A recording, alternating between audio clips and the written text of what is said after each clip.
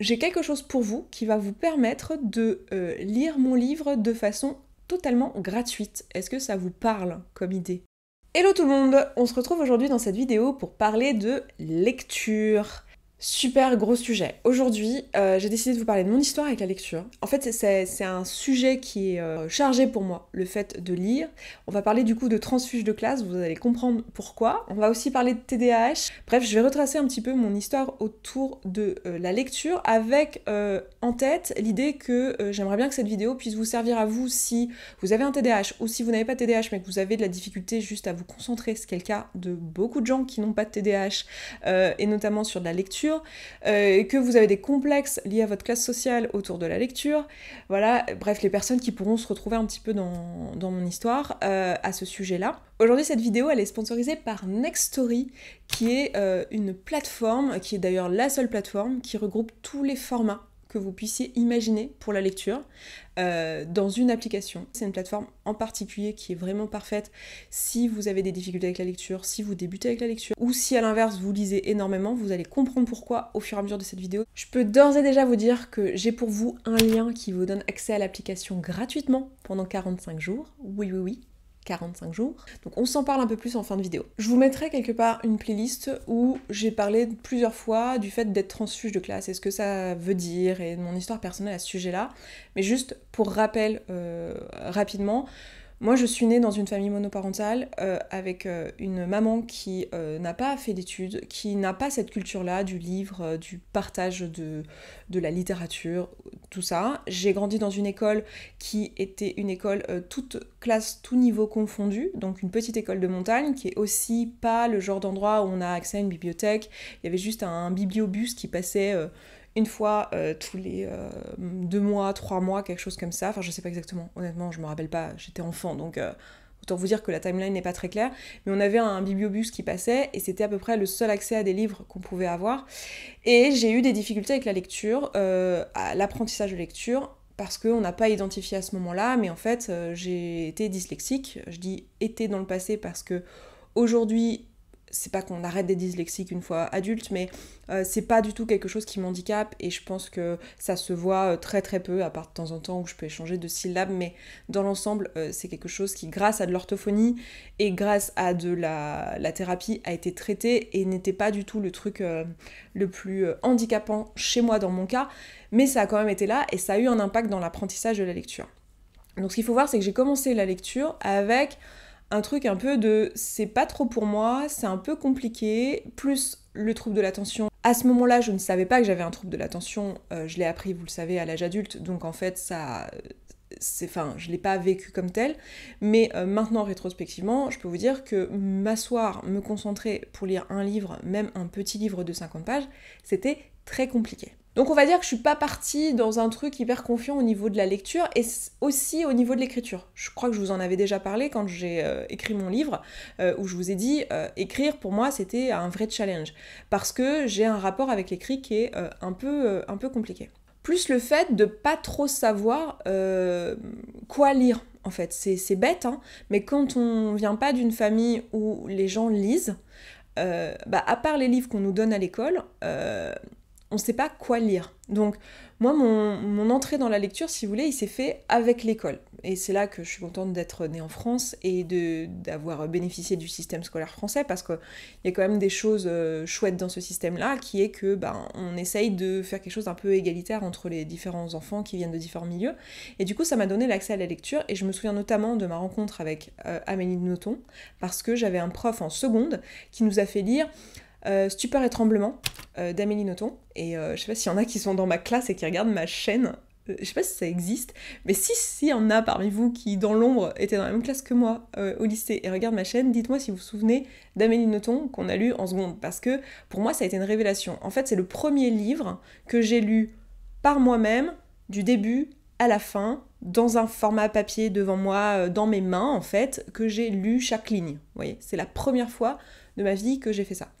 Avant ça, j'avais jamais réussi à lire un livre jusqu'au bout. J'avais feuilleté, j'avais parcouru certains passages, mais j'avais jamais réussi à me concentrer sur un livre. Et vous dire ça, je sais pas si vous vous rendez compte du chemin parcouru, mais vous dire ça, ça a été pendant très très très longtemps la plus grosse honte de ma vie. en fait, le fait de ne pas être capable de lire. Mais il y a un souvenir aussi que je trouve vraiment chouette d'une amie de ma famille qui m'avait lu un livre dans la voiture, en réalité, qui m'avait lu un livre qui est La Nuit des Temps de Barjavel. Donc c'est de la science-fiction et de la romance. Et elle me l'avait lu, j'étais enfant, peut-être pré-ado, mais je crois que j'étais enfant. Je sais plus exactement l'âge que j'avais, mais j'aurais dit comme ça aux alentours de 10 ans. Et je me souviens que ça m'avait fait un truc de genre, mais waouh, mais c'est à côté de ça que je passe. Genre, en fait, ça m'avait plongé dedans quand elle me le lisait, et c'était trop bien. J'ai une gratitude de fou pour cette personne que ma famille a perdu de vue après, donc en fait on s'est pas revus, je la côtoie plus aujourd'hui, mais il y a un truc vraiment de waouh, c'était trop bien, et j'avais vraiment envie d'y arriver, mais juste j'y arrivais pas, et j'avais emprunté un petit roman pour enfants, mais j'avais pas réussi à le lire. Donc c'est assez... En fait, c'est un sujet qui est tellement tabou, et à l'école, on insiste tellement sur le fait qu'il faut lire, que c'est pas bien, et on a tellement cette... comment dire, cette culture autour de si tu lis pas, c'est que t'es feignant. C'est que aujourd'hui, enfin, on entend beaucoup ça. Les jeunes lisent plus, ils sont feignants, ils se posent pas sur le truc, ils font pas un truc qui demande de la concentration, ils veulent tout de suite, du plaisir immédiat, etc. Alors même si j'entends la part de vrai là-dedans, dans le sens où effectivement on n'est pas dans la même génération, on n'a pas les mêmes modes de vie, et du coup on a beaucoup de dopamine autour de nous, et c'est encore plus le cas pour les générations qui viennent après moi, donc après les millennials.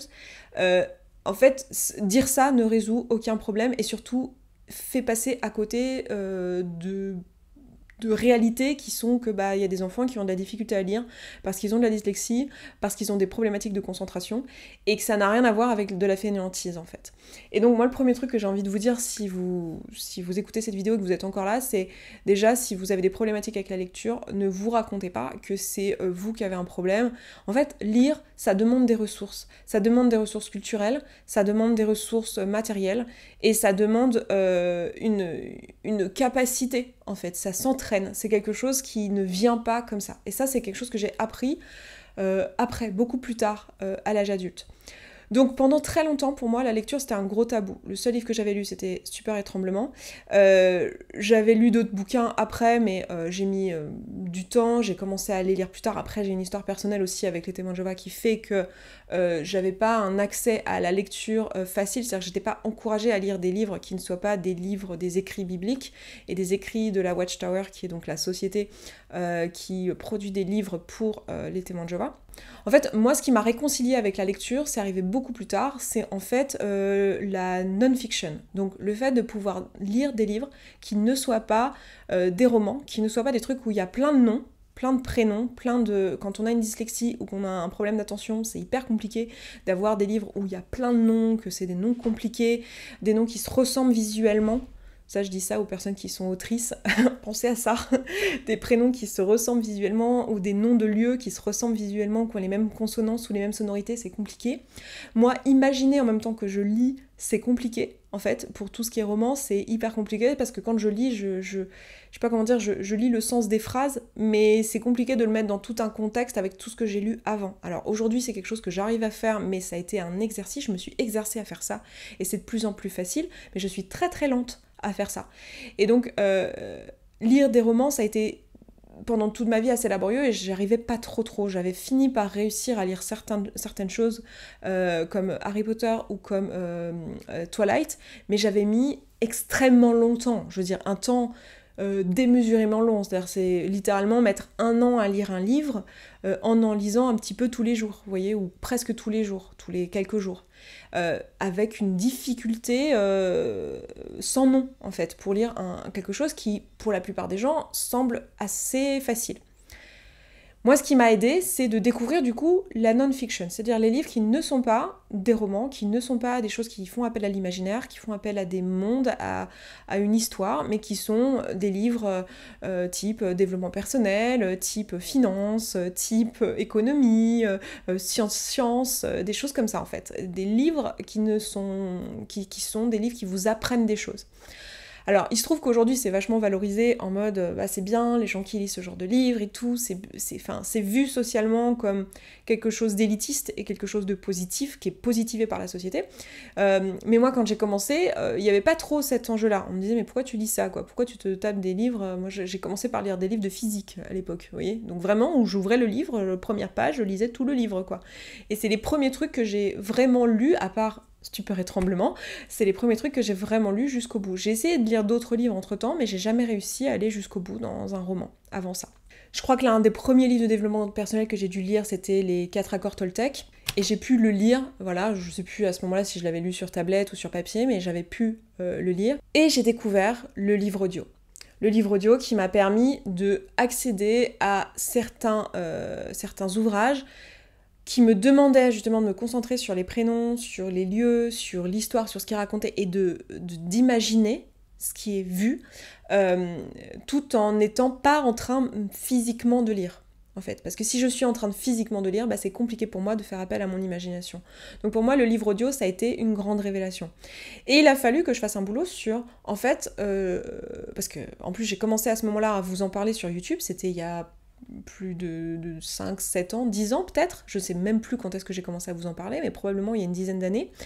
En fait, j'ai reçu beaucoup de messages en plus et de commentaires de personnes qui disaient mais c'est pas vraiment de la lecture.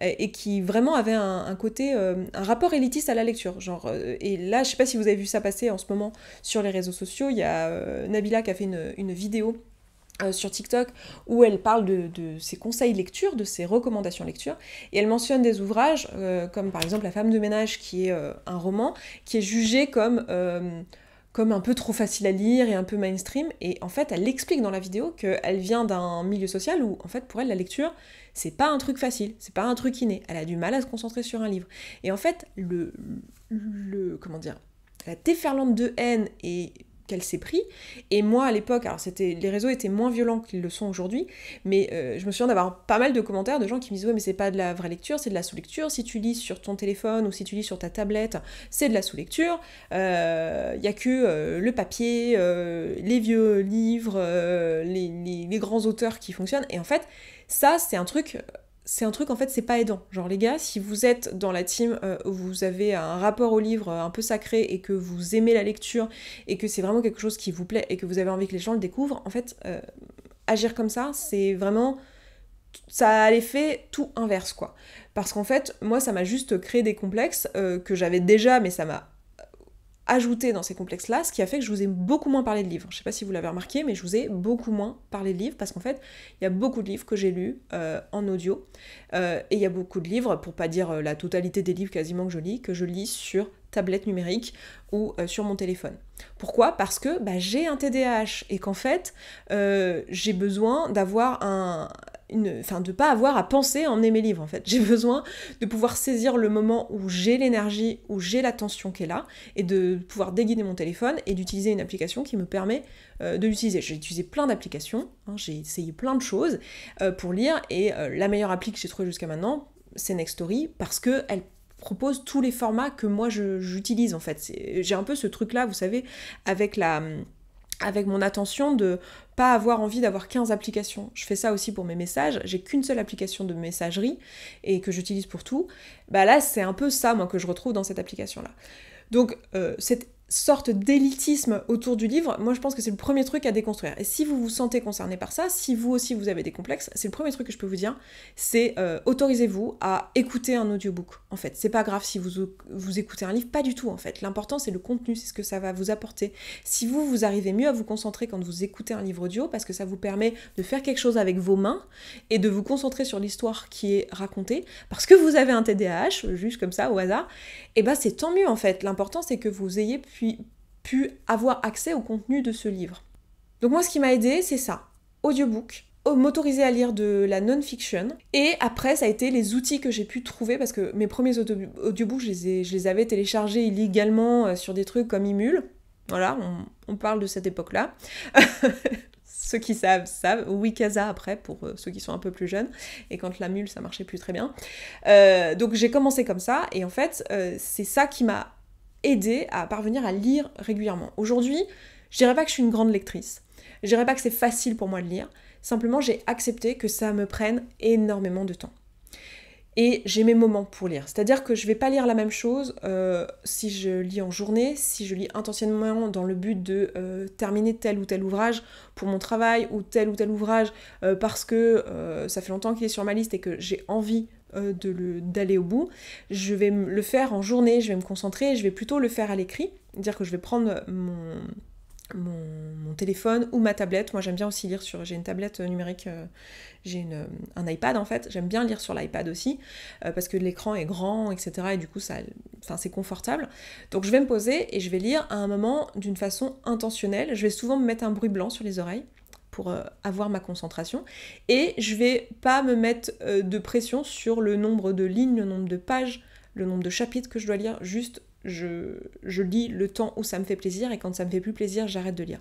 Ça, c'est l'un des trucs que j'ai pu vraiment mettre en place, c'est de remettre du plaisir là-dedans et d'arrêter de me mettre une pression. En plus, je sais que de l'extérieur, il y a beaucoup de gens qui pensent que je lis énormément parce que ils trouvent que quand je m'exprime, ça donne l'impression que j'ai beaucoup lu, que je sais plein de choses, etc. Alors que, en fait, c'est pas que je lis pas, mais c'est que je lis pas de la manière dont ils l'imaginent. C'est-à-dire qu'ils s'imaginent que j'ai une énorme bibliothèque avec plein de livres papier et que j'ai lu tout Proust, tout Bourdieu, tout ça, alors que dans les faits, non, j'en suis pas capable en fait. J'en suis pas capable physiquement et je n'ai pas la capacité de concentration pour ça. Par contre, je trouve des alternatives. Donc, déjà, je me concentre, je me donne des temps de lecture. Ça, c'est une des astuces que je peux vous donner si vous avez un TDAH, c'est-à-dire que je me donne des temps de lecture où je les dédie à ça, à des moments où j'en ai envie. Et ça n'a pas besoin d'être long, ça peut m'arriver de lire 10 minutes en fait, et de refermer après, et de passer à autre chose dans ma journée. Je vais pas lire les mêmes choses aussi en fonction du moment de ma journée. Par exemple, si je veux lire plutôt un roman, je vais avoir tendance à le faire le soir. Ça va avoir un intérêt aussi de m'amener tranquillement vers l'endormissement. Je fais partie de ces personnes qui ont besoin d'écouter des audiobooks avant de dormir, comme si quelqu'un me racontait une histoire. Et là, je vais en profiter pour lire des romans. Typiquement, je peux m'endormir sur du Amélie Nothomb, par exemple. Ou là, plus dernièrement, avec Nextory, j'ai écouté les chroniques de Bridgerton en anglais. Donc ça, c'est chouette, en même temps, ça vous permet de travailler l'anglais. Moi, je sais que à l'oral, parce que pour le coup, j'ai une très bonne capacité auditive pour me concentrer, en fait, ça marche vraiment bien pour moi l'oral. Pour le coup, que ce soit de l'anglais ou du français, pour moi, aujourd'hui, c'est la même chose, à peu de choses près. Il y a quelques trucs de vocabulaire, je vois bien que c'est pas ma langue maternelle, mais je veux dire, c'est pas un effort. Donc évidemment, si ça vous demande un effort, n'allez pas lire des choses dans une langue qui n'est pas votre langue maternelle, mais l'idée, c'est la même. Moi, je m'endors en ce moment sur les chroniques de Bridgerton, voilà. Mais je peux écouter comme ça plein de livres, souvent des choses qui sont simples, des choses qui sont agréables et des choses qui me font plaisir. Et je crois que le mot d'ordre, c'est ça. Vraiment, faites-vous plaisir avec la lecture. En tout cas, moi, c'est le truc qui m'a aidée. C'est de me dire, en fait, je fais ça pour me faire plaisir. Je lis ces trucs-là qui m'apprennent des trucs parce que j'ai envie d'apprendre ces choses-là. J'écoute ce livre ou ce roman parce que j'ai envie de connaître l'histoire et parce que ça m'intéresse et ça n'a pas besoin d'être super intelligent ou de m'apprendre des trucs. Ça a juste besoin de m'évader et de me faire du bien et de me faire plaisir. Et un autre truc que j'ai mis en place aussi, c'est que pour les choses que j'ai vraiment envie de lire, qui sont un peu complexes, qui sont un peu longues, en fait, juste accéder à des résumés. Et ça, pareil, il y a une espèce de tabou autour de ça, de non, on ne devrait pas lire des résumés. Bah si, en fait, il y a des choses qui sont complexes à lire, il y a des choses qui peuvent être reformulées dans un résumé avec moins de complexité dans le langage, dans les mots employés, et il y a des choses qui sont juste très longues et qui demandent beaucoup de temps, beaucoup d'énergie, beaucoup de concentration. Et quand on n'a pas les compétences, quand on n'a pas les capacités physiques de mettre cette énergie ou ce temps, et ben ça peut être pas mal de choper des résumés. Et l'important, c'est de commencer quelque part. C'est là qu'arrive le moment où j'ai envie de vous parler plus en détail du sponsor de cette vidéo parce que je pense que ça va vraiment pouvoir vous aider. Donc, le sponsor de cette vidéo aujourd'hui, c'est Nextory. Nextory, c'est une plateforme, c'est la seule plateforme en fait qui réunit tous les formats. Donc, vous avez le livre, les livres classiques, les romans, les livres de non-fiction, etc. Et vous avez aussi le livre audio, vous avez aussi le magazine. Donc si, c'est vrai que là j'en ai pas parlé, mais le magazine, la BD, moi c'est des choses que je lis pas, mais si ça vous parle, ça aussi pour apprendre la lecture, pour commencer à s'habituer à lire, c'est quelque chose qui peut être vachement utile, c'est de lire de la BD. Et vous avez aussi du podcast, donc ça peut aussi être l'endroit où vous écoutez vos podcasts, qui vous fait donc une seule plateforme pour tout faire. Moi j'adore ce genre de truc. Et il y a une fonctionnalité qui moi m'est extrêmement utile et que j'adore et que je retrouve nulle part ailleurs, c'est qu'en fait vous avez la possibilité de mettre un timer le soir pour dormir. Moi j'écoute des livres audio le soir, comme je vous disais, des romans, ça me permet aussi d'aller en endormissement. C'est un truc d'anxiété aussi, hein, qui vous permet de juste avoir quelqu'un qui vous raconte une histoire, en fait, c'est rassurant. Mais en plus de ça, le livre audio, c'est ma façon préférentielle, comme je vous disais, de lire des romans. Et ben en fait, comme je le fais le soir et que je vais m'endormir dessus, bah l'idée c'est que ça tourne pas toute la nuit. Bah, en fait, vous avez un timer, vous pouvez mettre 20 minutes, 40 minutes, 1 heure. Et aujourd'hui, spécialement avec cette vidéo, vous avez un lien promotionnel qui vous donne accès pendant 45 jours, écoutez bien, 45 jours gratuits à l'application. Oui, oui, oui. Normalement, c'est une application qui a 14 jours d'essai. De temps en temps, ils font des offres, des choses comme ça, ponctuelles dans l'année, où ils offrent jusqu'à 30 jours d'essai.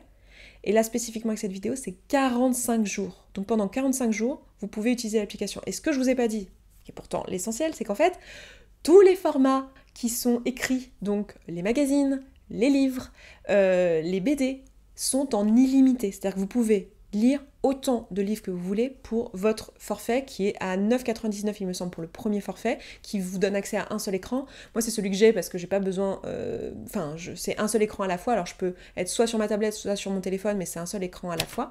Si vous voulez 2 écrans simultanés ou plus, vous avez d'autres offres qui vous permettent d'accéder à ça, mais tout est en illimité. La seule chose qui n'est pas en illimité, c'est les livres audio. Les livres audio, pour 9,99, c'est soit 2 livres dans le mois, soit 15 heures d'écoute si vous voulez lire plusieurs livres. Ce qui est super. Moi, j'adore faire ça parce qu'en fait, quand je sais pas si un livre va me plaire, bah, je vais écouter un peu le début et si ça me gonfle, et bah, j'arrête et je passe à un autre. Et ça nous amène à la promesse que je vous ai faite en début de vidéo. Est-ce que vous vous souvenez que je vous ai dit en début de vidéo que j'ai pour vous la possibilité de lire mon livre gratuitement ? Eh bien, sachez que sur Nextory, vous avez mon livre qui s'appelle Maigrir à tout prix, j'avais tout essayé sauf de m'aimer, qui est aux éditions Erol. Et bien vous l'avez au format numérique et vous pouvez le lire dans Nextory gratuitement si vous pouvez le lire en 45 jours et que vous avez envie de vous désabonner parce que finalement l'appli ne vous parle pas, ce qui est très peu probable en toute honnêteté, et ben vous aurez pu lire mon livre de façon tout à fait gratuite. Donc voilà, si je dois vous donner quelques recommandations de bouquins actuellement, bah évidemment mon livre. Voilà, un super livre, meilleur livre de l'année, hein, à minima au moins, voilà. Non mais en vrai, si la thématique vous parle, je pense que c'est un bon livre dans sa thématique à avoir lu. Je peux vous recommander le dernier bouquin d'Amélie Nothomb que je suis en train de lire, donc je ne l'ai pas encore terminé, donc je ne peux pas vous dire s'il est bien ou pas, mais le dernier Amélie Nothomb, vu que je vous en ai parlé, puis que j'ai un rapport tout particulier avec cette autrice. Et juste pour faire chier la sphère des intellos d'internet, je vais vous recommander Femme de ménage. Voilà. Et puis pour l'heure, moi je vais m'arrêter là dans cette vidéo. Si vous avez envie de me partager votre expérience avec la lecture, vos retours, si vous voulez rebondir sur ce que je vous ai dit là, n'hésitez pas à me dire tout ça en commentaire. Et puis moi je m'arrête là, je vous embrasse, je vous souhaite une excellente journée, un excellent dimanche et je vous dis à dimanche prochain. Ciao ciao.